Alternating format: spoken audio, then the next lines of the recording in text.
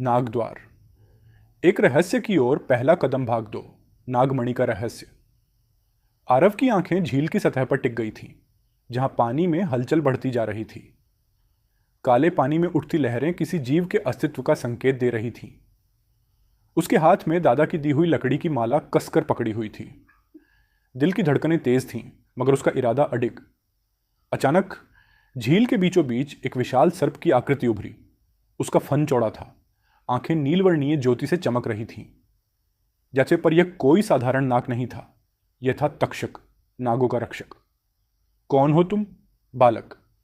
तक्षक की आवाज हवा में गूंज उठी। वह शब्दों से अधिक मन के भीतर गूंज रही थी। आरव ने साहस जुटाकर उत्तर दिया, मैं आरव हूं, घनगढ़ गांव का। मैं नागमणि की खोज में आया हूं। तक्षक की आंखें आधे पल के लिए सिकुड़ी। फिर वह धीरे धीरे बोला, नागमणि की खोज करने वाले अक्सर लोभ से आते हैं, परंतु तुम्हारी दृष्टि में भय कम, जिज्ञासा अधिक है। क्या तुम जानना चाहोगे इसकी कीमत? आरव ने सिर हिलाया। तक्षक ने अपनी फूंफकार के साथ झील के पानी को चीरते हुए एक संकेत दिया। झील के उस पार की भूमि कंपन करने लगी। वहां एक प्राचीन द्वार खुला, जिससे नीली रोशनी फूटने लगी। यह है सर्पवेद। नागमणि का रहस्य तुम्हें यहां मिलेगा, पर हर उत्तर की एक परीक्षा होती है आरव। क्या तुम तैयार हो? आरव बिना विचलित हुए आगे बढ़ा। सर्पवेद की परीक्षा प्राचीन द्वार के भीतर एक गोलाकार कक्ष था, जिसकी दीवारों पर सर्पों की आकृतियां जीवित प्रतीत हो रही थीं। फर्श पर मंडल बने हुए थे, जैसे किसी यंत्र का हिस्सा हो। उस केंद्र में एक नीले प्रकाश का स्रोत था, जो लगातार धड़क रहा था, मानो जीवित हृदय हो। तभी दीवारों से 3 सर्पाकार मूर्तियां जीवित होकर फुफकारती हुई बाहर आईं। वे तक्षक की परीक्षा के 3 रूप थे।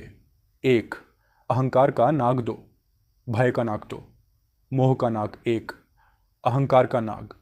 अहंकार के नाग ने फुफकारते हुए पूछा, तुम क्यों योग्य हो नागमणि के? किस अधिकार से तुम इसे चाहते हो? आरव ने उत्तर दिया, मैं इसे अपने स्वार्थ के लिए नहीं चाहता। यह मेरे गांव, मेरे पूर्वजों की धरोहर है, जिसे समय ने भुला दिया।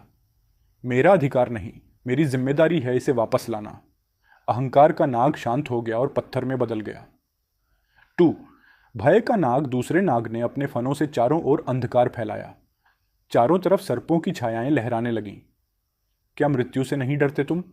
उसने गूंजती आवाज में पूछा। आरव ने माला को छूते हुए कहा, मृत्यु से डरता हूं, पर उसे भागने के लिए नहीं, उसे समझने के लिए यहां आया हूं। डर को स्वीकारना ही उसका अंत है। अचानक अंधकार छंट गया। भय का नाग भी पत्थर में बदल गया।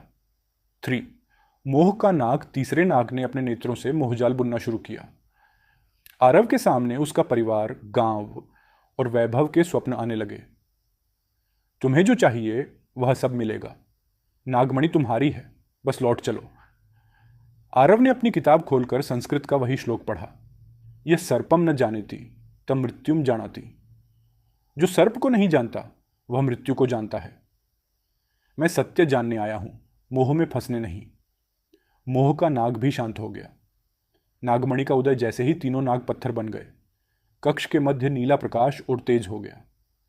एक सुंदर पारदर्शी रत्न, नागमणि, धीरे धीरे हवा में उठने लगी।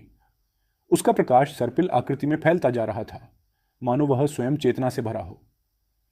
तक्षक पुनः प्रकट हुआ।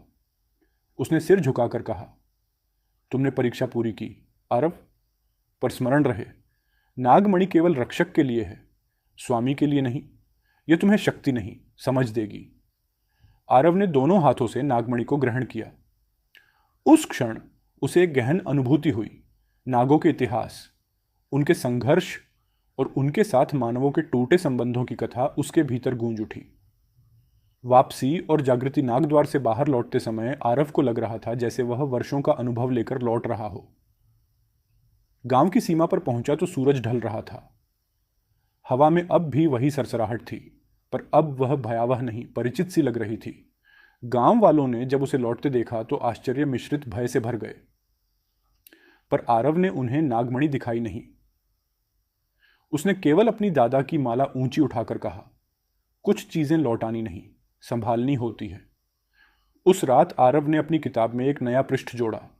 संपत्ति की नहीं, समझ की खोज ही सच्चा धन है। शेष कहानी वहीं समाप्त नहीं होती। नागमणि अब घनगढ़ के वनों की रक्षा कर रही थी। आरव अब केवल गांव का बालक नहीं, एक रक्षक बन चुका था, पर बिना किसी अभिमान के।